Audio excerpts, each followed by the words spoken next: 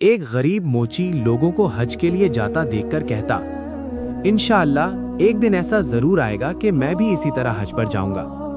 پھر وہ بڑی محنت سے لوگوں کی چپلیں سی کر پیسے کماتا، کچھ گھر کا خرچ چلانے کے لیے خرچ کرتا اور کچھ پیسے جمع کرتا رہتا۔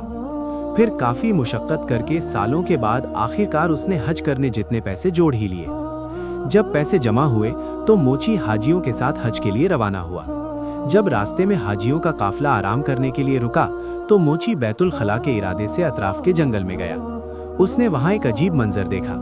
ایک با پردہ خاتون مردار جانور کا گوشت کاٹ کر لے جا رہی ہے۔ تو موچی اس کا پیچھا کرنے لگا کہ آخر دیکھوں یہ عورت مردار جانور کا گوشت کہاں لے جاتی ہے۔ پھر وہ عورت جا کر ایک گھر کے اندر گھسی۔ پھر موچی چھپ کر کھڑکی سے جھانک کر دیکھنے لگا۔ جب موچی نے وہ منظر دیکھا تو اس کی آنکھیں پھٹی کی پھٹی رہ گئیں۔ وہ عورت جو حجاب کے حساب سے مسلمان لگ رہی تھی، وہ مردار جانور کا گوشت پکا کر اپنے بچوں کو کھلانا چاہتی تھی۔ پھر موچی نے آواز دی، اے مائی، یہ کیا کر رہی ہو؟ دروازہ کھولو، میں تمہیں ایسا ہرگز نہیں کرنے دوں گا۔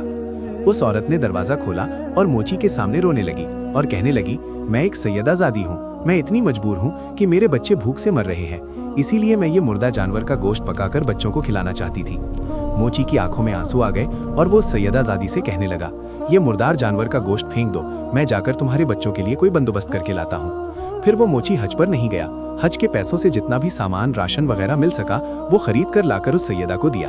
سیدہ اپنے رب کی بارگاہ میں ہاتھ اٹھا کر اس موچی کے لیے دعا کرنے لگی، اے اللہ، اس مسافر کے دونوں جہاں سرخرو کر دے۔ پھر وہ موچی واپس اپنے گاؤں چلا گیا۔ مہینوں بعد جب حاجیوں کا قافلہ واپس پہنچا تو موچی